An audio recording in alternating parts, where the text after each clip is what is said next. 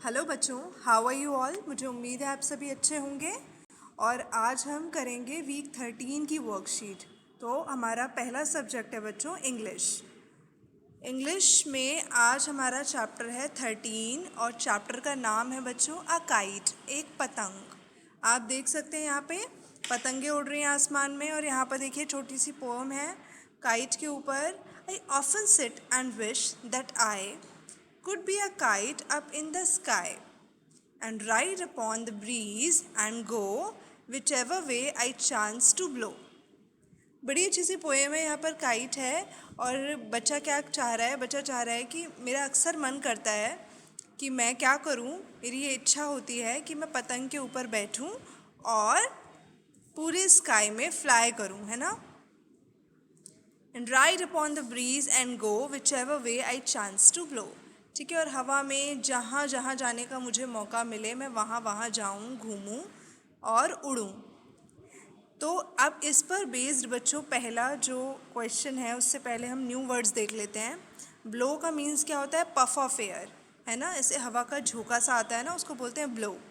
Ride means to be carried, उड़ना। To be मतलब किसी के ऊपर बैठकर चलना, झूला झूलना, उड़ना। ब्रीज मीन्स बच्चों सॉफ्ट विंड, जो हल्की हल्की हवा होती है उसको ब्रीज बोलते हैं। विश मीन्स डिज़ायर, इच्छा। अब क्वेश्चन 1 देखते हैं बच्चों। Read the poem and answer. The child wishes to be a dash. जो बच्चा है वो क्या बनना चाहता है, wishes to be a kite, है ना, पतंग बनना चाहता है ना बच्चा। The kite flies in the dash. अब जो काइट है वो कहाँ उड़ती है आपको बताना है। जहाँ पर भी उड़ती है वो वहाँ आप फिलअप में आंसर लिखेंगे। चलिए अब नेक्स्ट देखते हैं। नेक्स्ट क्वेश्चन नंबर 2 है बच्चों। क्वेश्चन नंबर 2 में बहुत आसान है। यहाँ पर कुछ इंटरेस्टिंग पिक्चर्स दी हुई हैं आपको इस बॉक्स में से उन पिक्चर्स को नेम करना है ना। जैसे पहला क्या है, सूरज। तो सूरज को इंग्लिश में क्या कहते हैं, सन। हमें ढूंढना पड़ेगा कि इस बॉक्स में सूरज कहाँ है, सन कहाँ है। तो हम ये लिखा हुआ है ना SUN, सन, ये है सन। अब हम उठाकर यहाँ से बॉक्स में से यहाँ नीचे लिख देंगे SUN, सन। इसी तरीके से आपको बच्चों बाकी पिक्चर्स को भी सही नेम देना है। बॉक्स में सारे दिए हुए हैं ऑलरेडी, आपको बस वहाँ से उठाकर सही पिक्चर के सामने उसका सही नाम लिखना है। क्वेश्चन नंबर 3 देखिए, काउंट एंड राइट। आपको काउंटिंग करनी है इन चीज़ों की और उसके सामने लिखना है कि क्या है और कितना है। जैसे पहला देखिए 1 एप्पल। यहाँ पर एक सेब है ना इस बॉक्स में, तो क्या लिखा है 1 एप्पल, एक सेब। अभी यहाँ पर कितने हो गए, 1 2 3 4, 4 सेब हो गए ना। तो अब हम क्या लिखेंगे 4, और एप्पल नहीं लिखेंगे अब की बार क्योंकि एक से ज़्यादा है ना, इसीलिए हम क्या लिखेंगे एप्पल्स, 4 एप्पल्स। इसी तरीके से यहाँ पर एक टीचर पढ़ा रही है, तो यहाँ पर क्या लिखा है बच्चों 1 टीचर। अभी यहाँ पर एक से ज़्यादा टीचर्स है ना, तो यहाँ पर 1 2 टीचर्स लिखेंगे हम यहाँ। इसी तरीके से यहाँ पर एक दिया हुआ है 1 के लिए, और आपको क्या करना है उसको मैनी के लिए लिखना है। एक से ज़्यादा हो गए हैं तो उनके लिए आपको यहाँ पर सही काउंटिंग और उसका प्लूरल फॉर्म लिखना है। आपको यहाँ पर एक एग्जाम्पल दिया गया है, आप खुद से समझकर कोशिश करेंगे, अपने बड़े के घर में किसी की हेल्प ले लेंगे और फिर आप करेंगे। चलिए अब नेक्स्ट क्वेश्चन पे चलते हैं। क्वेश्चन नंबर 4 बहुत इजी है। Match the following. एक साइड आपको बॉडी पार्ट्स नेम दिए हुए हैं, ठीक है, सही स्पेलिंग्स लिखी हुई हैं, और दूसरी साइड आपको पिक्चर्स दिए हैं। आपको पढ़ना है इधर से और यहाँ करेक्ट पिक्चर्स के साथ आपको मैच करना है। मुझे उम्मीद है आपको ये समझ में आया होगा और आप इसको सही सही ज़रूर करेंगे, और ये बहुत आसान है। जैसे यहाँ पर देखो पहला क्या लिखा है, हैंड। हैंड मीन्स हाथ। अब यहाँ हाथ की पिक्चर कहाँ दी हुई है, यहाँ पर दी हुई है। हम इसको इस तरह से मैच कर देंगे। एक मैंने आपको कर कर दिखा दिया है, बाकी सारे आप खुद से ट्राई करेंगे। चलिए we will move to the next worksheet. उससे पहले यहाँ पर एक पतंग है बच्चों, इंग्लिश में ही। इसमें आपको ट्राई कलर करना है। ट्राई कलर का मतलब क्या होता है, तिरंगा, है ना। तो ट्राई कलर के का मतलब यहाँ पर आपको टॉप वाले पार्ट में क्या करना है, ऑरेंज करना है इस पूरे में, नीचे वाले में ग्रीन करना है, और ये जहाँ पर चरखा दिया हुआ है ये वाली को आप वाइट छोड़ देंगे, और चरखे का जो कलर होगा बच्चों वो ब्लू होगा। तो इसको काइट को आपको ट्राई कलर करना है। चलिए, now we are here on the Hindi worksheet. Hindi के कार्यपत्रक पर आ गए हम और उपविषय है छुक छुक गाड़ी। भाई, गाड़ियाँ तो बहुत सी चलती हैं बच्चों, लेकिन छुक छुक करके कौन सी गाड़ी चलती है? रेलगाड़ी। Very good. आप, उम्मीद है मुझे कि आप कभी ना कभी रेलगाड़ी में ज़रूर बैठे होंगे, और अगर अभी तक नहीं बैठे हैं तो आपको ज़रूर एक बार रेलगाड़ी में बैठना चाहिए, बहुत मज़ा आता है। चलिए, यहाँ पर हम देखते हैं प्रश्न 1, जोड़कर लिखो। धाका धक, छाका छक, कामा कम, धामा धम। यहाँ पर एक आपको देखो लिखा हुआ है धाका धक। इसी प्रकार आपको सारे अच्छे से पढ़ने हैं और जोड़ जोड़कर 2 अक्षरों के शब्द यहाँ पर इस तरफ लिखने हैं। इसके साथ बच्चों एक वीडियो है, मैं आपको वो डिस्क्रिप्शन में डाल दूँगी, आप उस वीडियो को ज़रूर देखिएगा, उससे आपको बेहतर समझ में आएगा। चलिए, अब अगला चलते हैं हम। प्रश्न नंबर 2, जोड़कर लिखो। अब की बार भी 2 शब्दों को, छोटे छोटे शब्दों को जोड़ना है, ठीक है। 2, जैसे सा सापे बड़ी की मात्रा, टा टापे बड़ी की मात्रा, इन दोनों को मिलाया तो क्या बना? सीटी। तो यहाँ पर ई की मात्रा वाले अक्षरों को जोड़ना है और पूरा शब्द हमें सामने यहाँ दी हुई जगह में लिखना है। प्रश्न नंबर 3 देखेंगे बच्चों। चित्र को पहचान कर बॉक्स में से उचित अक्षर चुनो और रिक्त स्थान भरने हैं। यहाँ पर आप देखिए, पहला क्या है, किसकी पिक्चर है? अदरक की। तो आप देखो, आ रा का तो लिखा है, लेकिन ये तो अरक बनेगा, इतने को मिलाएंगे, बीच में जगह बची है। यहाँ पर हमें क्या लिखना चाहिए कि पूरा सही सही हमारा शब्द बन जाए, दा। तो हम यहाँ पर क्या करेंगे? दा लिख देंगे छोटा सा, तो ये क्या बन गया? पूरा सही अदरक। इसी प्रकार आपको बाकी सारे भी अच्छी तरीके से पिक्चर को देखकर पूरे करने हैं, ताकि वो पूरा शब्द बन सके।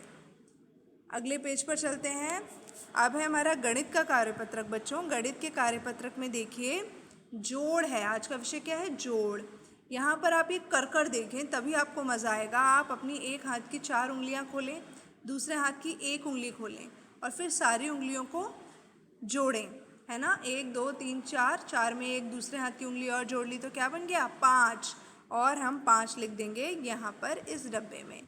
इसी प्रकार आपको खा गा घा सारा उंगली खोल खोल कर जोड़ना है अच्छे तरीके से, फिर गिनना है और जोड़कर जो फाइनल आंसर आएगा आप यहाँ डब्बों में लिखेंगे। मुझे उम्मीद है आपको समझ आया होगा और ये बहुत आसान है।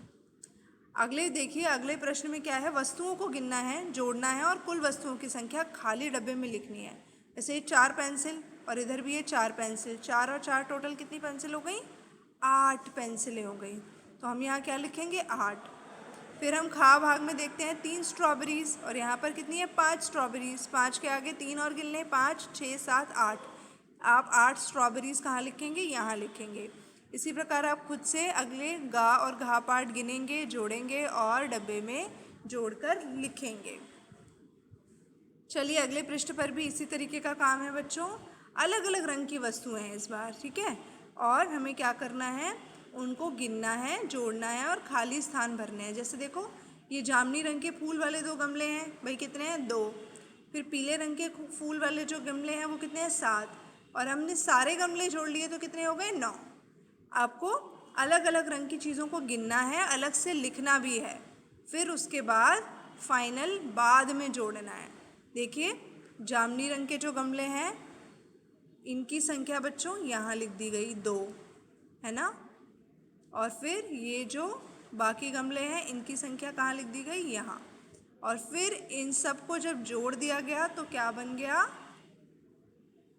2 और 7 9। मुझे उम्मीद है आपको समझ में आया होगा। इसी तरीके से आप यहाँ पे देखिए, अगला वाला भी मैं आपको दिखाती हूँ। हरे रंग के जो चश्मे हैं कितने हैं बच्चों? 4। तो हम पहले कितने लग देंगे? 4। दूसरे कितने हैं? नीले रंग के, काले रंग के चश्मे 5। हम यहाँ कितना लिख देंगे? 5। अब भाई सारे चश्मों को अगर हम जोड़ लें तो, इन सारे चश्मों की गिनती अगर हम कर लें तो 1 2 3 4 5 6 7 8 9। तो कितना हो गया बच्चों? यहाँ पर भी 9 हो गया। इस तरीके से आपको करना है। तो इस तरीके से आप बाकी सारे अच्छे से करेंगे और यहाँ पर पूरा करेंगे रिक्त स्थानों को। अगला देखिए, चौथा प्रश्न। दोनों समूह की वस्तुओं को गिनें, जोड़ें और कुल संख्या को दिए गए खाली स्थान में लिखें। आपको इन सबको क्या करना है, गिनना है। पहले आप इसको गिने, 4 है, फिर इसको गिने, कितना है, 2, 4 और 2 दोनों को जोड़ दो, सारी चीज़ें मिला के गिन लो तो कितना आ जाएगा, 6। आपको यहाँ डब्बे में लिखना है पूरा जोड़ के। चलिए अब अगले पृष्ठ पे देखते हैं। हमारा अगला कार्यपत्रक है पर्यावरण अध्ययन का, और यहाँ पर आज एक बड़ा इंटरेस्टिंग विषय है, काम अपने अपने। बच्चों, हम जब बड़े होते हैं और अभी जब हम बच्चे भी हैं तो हमें अलग अलग तरह के काम करने होते हैं ना। हमसे कुछ अपेक्षाएं की जाती हैं कि कुछ काम है जो इम्पोर्टेंट है और हमें करने हैं। तो यहाँ पर देखिए आ में क्या है, कुछ काम दिए गए हैं। और भाई अगर आप किसी को दुकानदार कहते हैं तो क्यों दुकानदार कहते हैं, क्योंकि वो दुकान में सामान बेचता है ना। तो आपको इस तरीके से जो व्यवसाय है, जो काम है, और उस काम करने वाले को क्या काम करना पड़ता है, उन दोनों को हमें मिलाना है। जैसे दुकानदार क्या करता है, दुकान में सामान बेचता है। रसोइया क्या करता है बच्चों, खाना पकाता है ना। इस तरीके से हमको मिलान करना है सही सही। चलिए अब आप देखिए दूसरा प्रश्न, इन भवनों में किए जाने वाले कार्य लिखिए। पहला क्या है, अस्पताल। अस्पताल में क्या किया जाता है बच्चों, इलाज किया जाता है ना, मरीजों का इलाज किया जाता है। विद्यालय में क्या किया जाता है, विद्यालय में पढ़ाई की जाती है।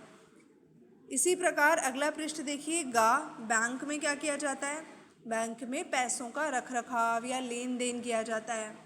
डाकघर में डाक भेजी जाती है ना, कोरियर भेजे जाते हैं। होटल में खाना पीना रहने आदि से संबंधित काम होते हैं। तो आपको जो भी लगता है, इसके अलावा भी जो मैंने बताया, इसके अलावा भी बहुत सारे काम होते हैं। आपको उनमें से कुछ अगर समझ में आता है तो आप वो लिखिए। प्रश्न नंबर 3 देखिए, उस कार्य पर गोला लगाइए, घेरा लगाइए जिन्हें करने में आप घर में बड़ों की सहायता करते हैं। बच्चों ये बहुत इंपॉर्टेंट है कि आप अपने घर में मम्मी पापा के साथ छोटे छोटे कामों में उनकी मदद करें। तो आप बताइए आप इनमें से क्या क्या काम करते हैं, उस पर आपको गोला लगाना है। आप घर की सफाई करते हैं, खाना पकाते हैं, रेडियो सुनते हैं, बर्तन धोते हैं, कपड़ों की तह लगाते हैं, कपड़े धोते हैं, पौधों को पानी देते हैं, अपने छोटे बहन भाइयों को स्कूल से लाते हैं। तो आपको उन पे गोला लगाना है जो काम आप करते हैं। इसी तरह से प्रश्न 4 पे आते हैं बच्चों, अपने स्कूल के कार्य से संबंधित कोई 3 कार्य लिखिए जिन्हें आजकल आप अपने घर पर ही करते हैं। भाई आप स्कूल से संबंधित कौन से ऐसे काम हैं बच्चों जो आप घर में ही करते हैं, आपको का खा गा में वो लिखने हैं। चलिए अब हम अगले प्रश्न को देखते हैं। प्रश्न 5, अपने घर के सदस्यों के नाम तथा उनसे अपने संबंध का नाम लिखिए। वे घर पर क्या कार्य करते हैं वह भी लिखिए। आपको अपने घर के सारे लोगों के नाम लिखने हैं नाम वाले डब्बे के नीचे। अब वो आपके क्या लगते हैं, आपसे उनका क्या संबंध है, वो आपके पापा हैं, मम्मी हैं, बड़े भाई हैं, छोटे भाई हैं, चाचा है, चाची हैं, जो भी उनसे आपका संबंध है आपको वो यहाँ लिखना है। उनके द्वारा घर पर किया जाने वाला कार्य, अब वो आपके घर में क्या क्या काम करते हैं उनके काम आपको यहाँ लिखते हैं। मम्मी क्या करती हैं, पापा क्या करते हैं, चाचा क्या करते हैं, चाची क्या करती हैं, वो सारे काम आपको यहाँ लिखने हैं। नीचे दिए गए चित्रों में दिखाए गए भवनों के नाम लिखिए। यहाँ पर कौन से भवन का फोटो है बच्चों, देखिए इस पर लिखा भी हुआ है पोस्ट ऑफिस यानी डाकघर। अगला क्या है बच्चों, इसके ऊपर देखो हेडिंग लिखी हुई है स्कूल, यानी क्या है, ये स्कूल है। इसी प्रकार से आगे देखते हैं, ये क्या है बच्चों, प्लस का निशान बना हुआ है रेड कलर का और लिखा भी हुआ है इंग्लिश में हॉस्पिटल है। अगला क्या है, बस स्टॉप, पिक्चर दी हुई है, आप इसको खुद से लिखेंगे यहाँ पर दी हुई जगह में कि ये क्या क्या जगह हैं। अब प्रश्न 7 देखते हैं, उन भवनों के नाम पर गोला लगाइए जो आपके घर के पड़ोस में स्थित हैं। भाई जो आपने अपने घर के आसपास चीज़ें देखी हैं, जगह देखी हैं, उन पर आपको गोला लगाना है। आपने अपने घर के आसपास डाकघर देखा है बच्चों, तो आप गोला लगाएंगे। एटीएम देखा है, रेलवे स्टेशन है आपके घर के आसपास, अस्पताल, bus stop, police station, bank, metro station या शॉपिंग मॉल, ठीक है। तो आपको जो भी आपके घर के आसपास दिखता है उस पर गोला लगाना है, जो नहीं दिखता है उसे छोड़ देंगे। बच्चों अब अगला विषय है हमारा नैतिक शिक्षा, और नैतिक शिक्षा में हमारा उपविषय क्या है, अनेकता में एकता, यानी अलग अलग होकर भी एक होना। चलिए हम पढ़ते हैं यहाँ हमें क्या दिया हुआ है। बच्चों, पिछले सप्ताह में हमने भारत के राष्ट्रीय प्रतीकों और देश प्रेम के बारे में बताया था। आज हम अपने देश की यानी भारत की सबसे खास पहचान के बारे में बात करेंगे। हमारा देश भारत एक बहुत बड़ा देश है। यहाँ हिंदू, मुस्लिम, सिख, ईसाई और पारसी सब मिलकर रहते हैं। भारत पूरी दुनिया में एक ही ऐसा देश है जहाँ अलग अलग धर्म, वेशभूषा, परंपराएं, भाषाएं और अलग अलग संस्कृति से लोग जुड़े हैं। जानते हो बच्चों, इतने अलग अलग होने पर भी यहाँ सब लोग आपस में मिलजुल कर प्रेम से रहते हैं। भारत की यही विशेषता इसे अनेकता में एकता का प्रतीक बनाती है। हमारा देश पूरी दुनिया में यह संदेश देता है, सारी जहाँ से अच्छा हिंदुस्तान हमारा, हम बुलबुलें हैं इसकी, यह गुलिस्तां हमारा। चलिए बच्चों, भारत के अलग अलग राज्यों में अलग अलग वेशभूषा पहनी जाती है। आप अपने परिवार की सहायता से नीचे दिए गए विभिन्न राज्यों की पोशाकों को उनसे राज्य से मिलाइए। बच्चों, अगर आप जाएंगे, कहीं घूमने जाएंगे, आप थोड़ा आसपास देखेंगे तो आप देखेंगे कि हर किसी की वेशभूषा यानी पहनावा अलग अलग होता है ना। सब लोग अपने यहाँ का पहनावा पहनते हैं। तो यहाँ पर बच्चों, यहाँ पे अलग अलग राज्यों के नाम दिए गए हैं और यहाँ पर उन राज्यों से संबंधित वेशभूषाएं दी हुई हैं। जैसे कि आप देखिए, पहला क्या है यहाँ पर, पंजाब। अब पंजाब में लोग, आपने देखा होगा ज़्यादातर लोग पगड़ी बांधते हैं ना। औरतें अलग तरीके के सूट पहनती हैं। तो हम क्या करेंगे, ये है देखो पंजाब की वेशभूषा, इससे हम मिला देंगे। इसी प्रकार आपको बच्चों अपने घर में किसी की सहायता से या फिर आपको खुद भी मालूम हो कि कहाँ किस तरीके के कपड़े पहने जाते हैं, उनको उनके राज्यों के नामों से मिलाएंगे। चलिए बच्चों, आप अपने परिवार की मदद से यह जानने की कोशिश कीजिए कि यहाँ मौसम कैसा रहता है और इन राज्यों की क्या क्या चीज़ें प्रसिद्ध हैं, कि कहाँ पर कैसा मौसम रहता है, गर्मी कहाँ रहती है, सर्दी कहाँ रहती है, या बरसात कहाँ ज़्यादा होती है। आप अपने घर में अपने मम्मी पापा की हेल्प से पूछिए कि पापा इस वाले राज्य में मौसम कैसा रहता है, इस वाले राज्य में मौसम कैसा रहता है। हो सके तो आप भारत का नक्शा भी देखिए, आपको ज़्यादा जानकारी प्राप्त होगी। अब मैं आपको एक नीचे लिंक दूंगी, वहाँ पर आपको क्लिक करके एक ड्राइंग बनाकर उसमें रंग भरना है। और यहाँ पर लास्ट में देख सकते हैं आप बच्चों, एकता की थाली से आप अपने पसंद के खानों के नाम लिखें। यहाँ पे अलग अलग तरह के खाने दिए हुए हैं और इसको क्या कहा जाता है, एकता की थाली, क्योंकि इसमें बहुत अलग तरह तरह के खाने हैं। बच्चों, आपको इसमें से अपना पसंदीदा खाना चुनना है और आपको ये भी जानने की कोशिश करनी है कि वो खाना है कहाँ का। जैसे मान लीजिए मुझे डोसा बहुत पसंद है, तो डोसा कहाँ ज़्यादा बनाया जाता है, दक्षिणी भारत में, है ना। तमिलनाडु, केरला, इन राज्यों में डोसा ज़्यादा खाया जाता है, तो ये वहाँ का भोजन है।